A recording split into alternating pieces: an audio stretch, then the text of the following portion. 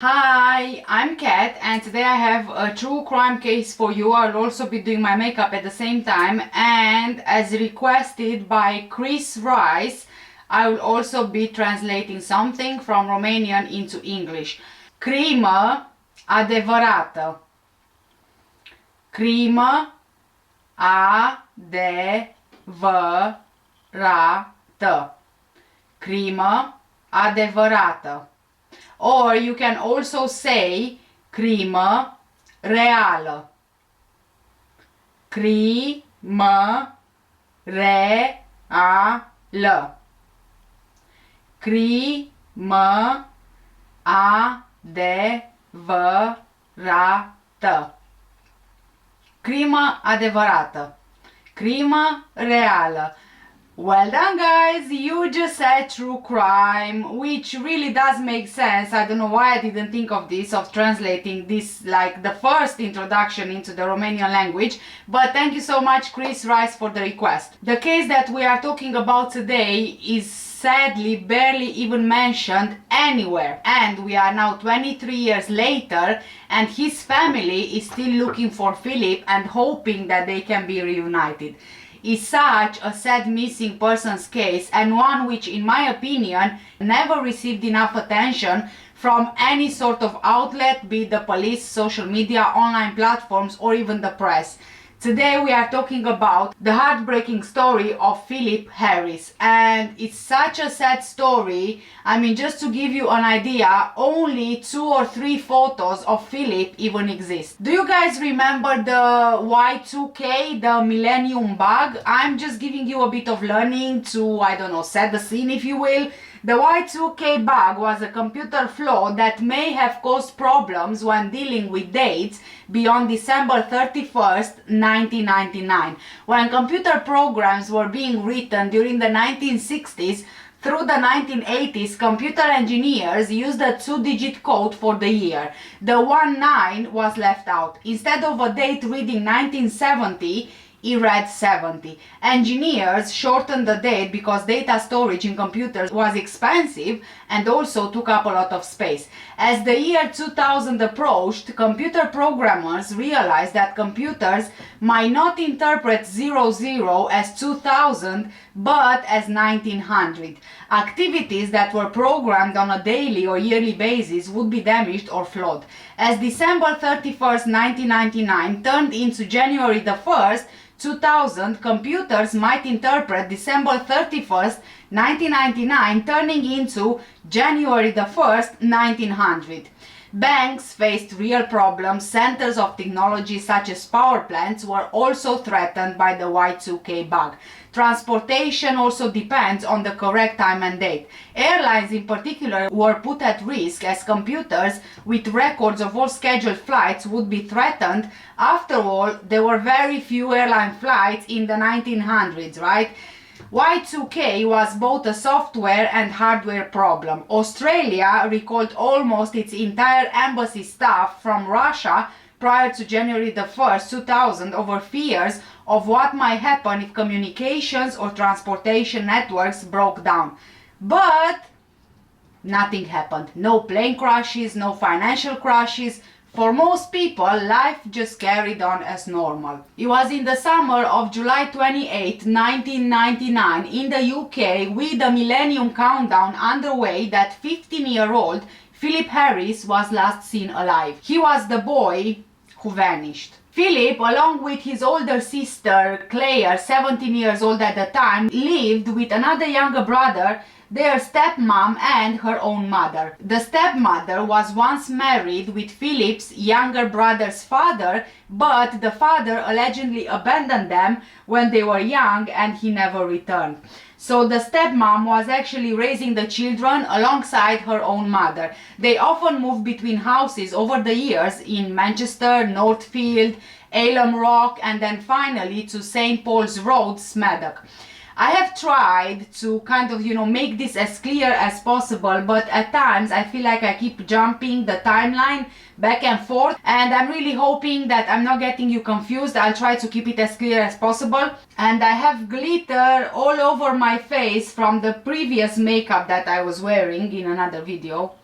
Wonderful.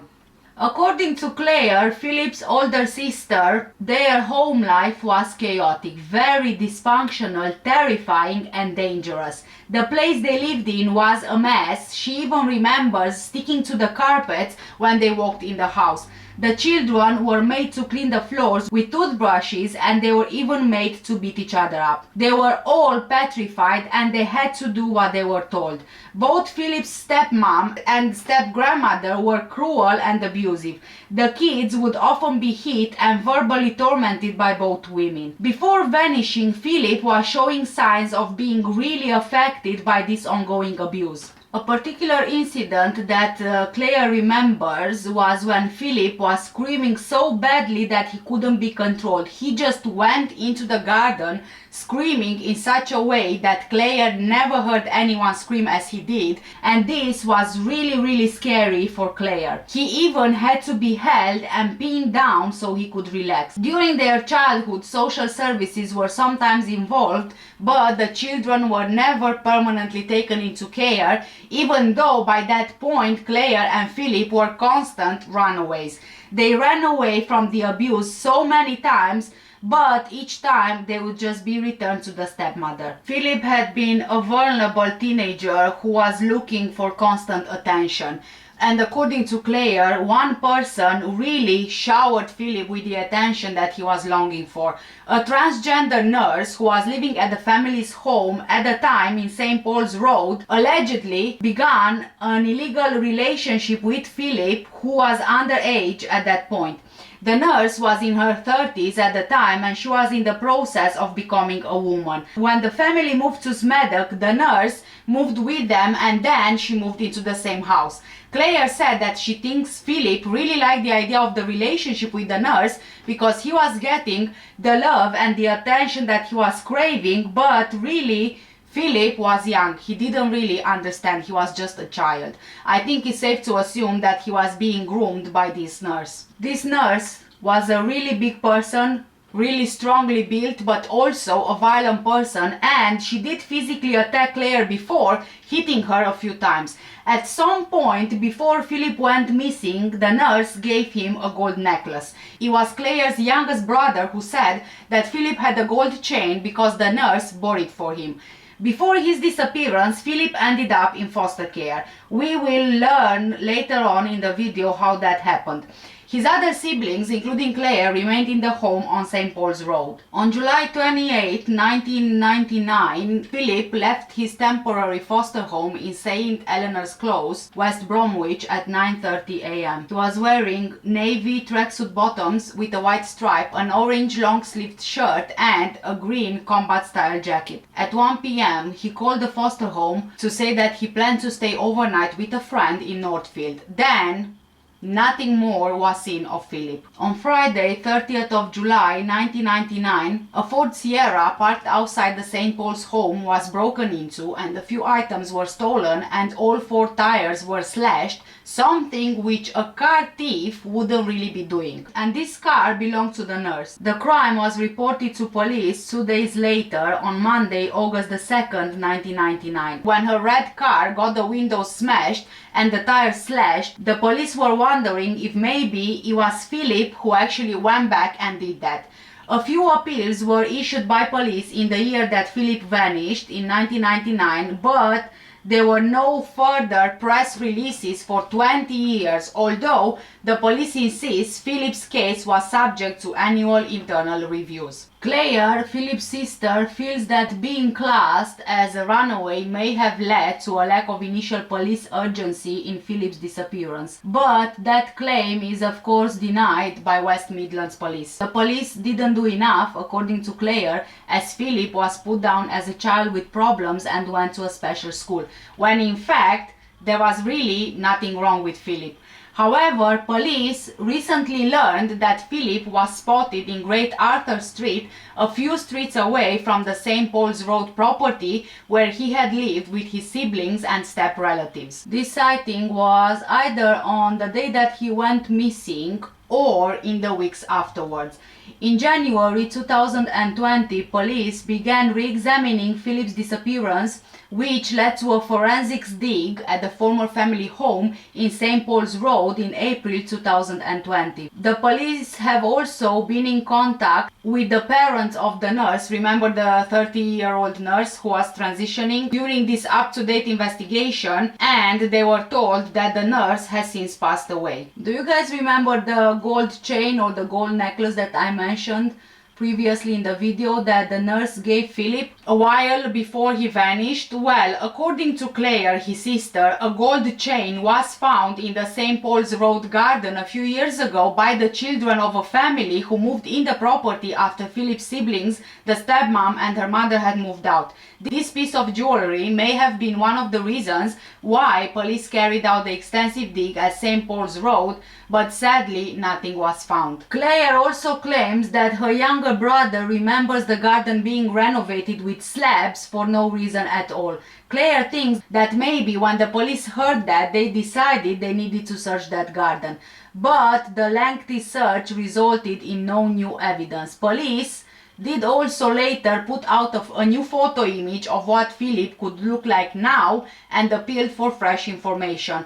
The new investigation has been led by Detective Sergeant Andy Padmore. He confirmed that the nurse was a person of interest. He said, quote, "But it is one of many and I haven't enough evidence as it stands at this moment to point the finger at the nurse or anyone else. That's one of the difficulties with a missing person, because we don't absolutely convincingly know what's happened to this child." But he added, "I'm satisfied that a thorough and diligent investigation has been done which has not come back with any proof of the life of Philip." End of quote. The car attack outside of St. Paul's Road address was of particular interest to officers, with the detective saying that it is a line of inquiry that they have. There is a recorded criminal offense of damage to a vehicle relating to the address, and the individual who committed the damage was never identified but still remains a person of interest to the detective. The damage happened over the days that Philip went missing, and the owner of that car was living at the St. Paul's Road house at the time of Philip's disappearance. So like I said, the nurse passed away since, so obviously that's now another dead end. The chain was not found, so that's another dead end. However, the case remains open. D.S. Padmore said that the unresolved mystery left him with a sense of sadness. A sadness that there is a child here that we don't know what's happened to and has missed significant things in his family's life. And some sadness on behalf of the family that miss him and don't know what's happened to him. To solve this case and provide some closure would be of enormous benefit to those concerned.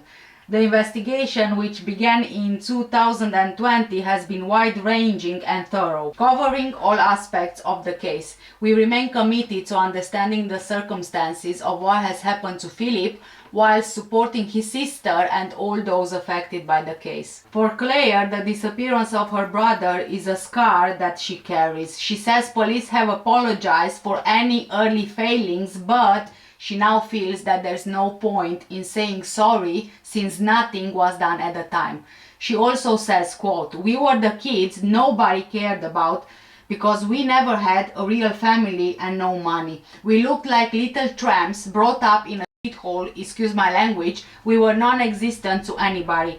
I'd love to see the social workers from the past, to be honest, because we were let down by the system. They didn't care. They knew what we lived in and they left us there." End of quote. The police investigation is with Locate their missing people's team, but they believe that there has been no proof of life since Philip went missing.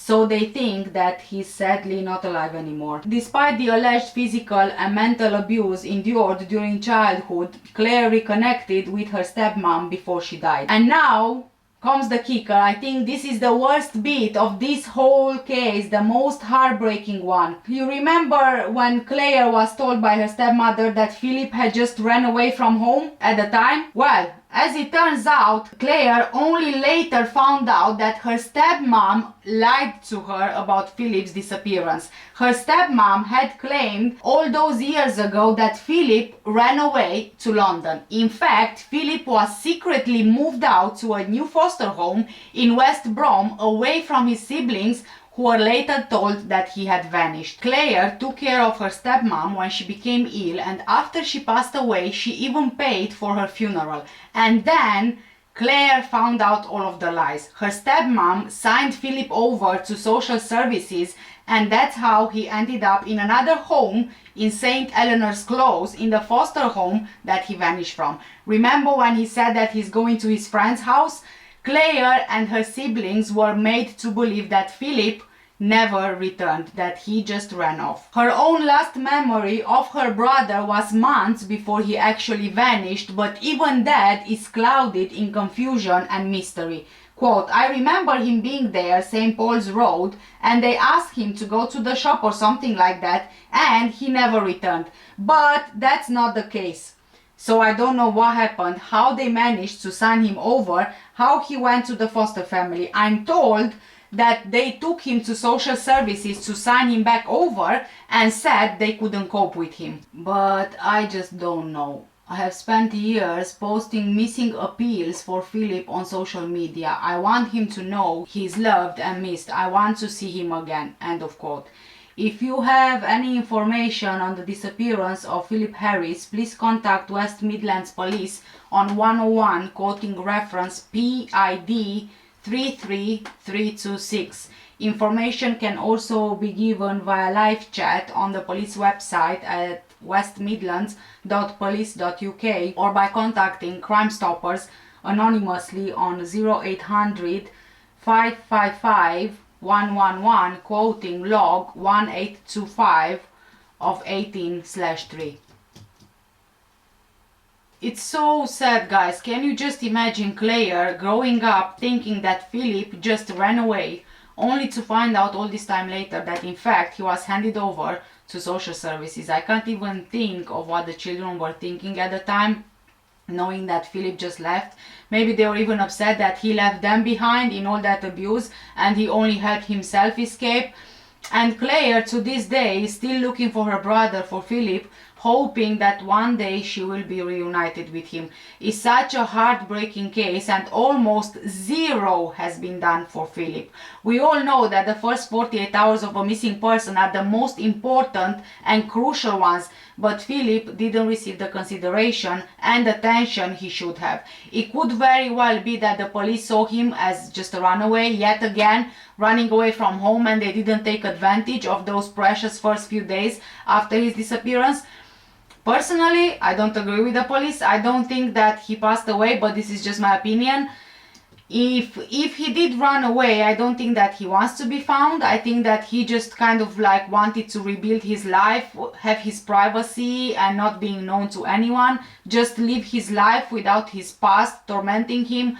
Maybe he doesn't even know that Claire is looking for him. We also don't know what he was told by his stepmom about his siblings, so maybe he grew up with the idea that they don't want anything to do with him, so maybe this is why he's not reaching out. I don't know. It's either that I am being hopeful that he's alive and doesn't want to be found, or foul play is really involved, and if it is, I suspect that the nurse had something to do with it, in my opinion again. And I'm really hoping, lastly, I'm really hoping that he is alive, and I'm really hoping that Claire will be able to see her brother again.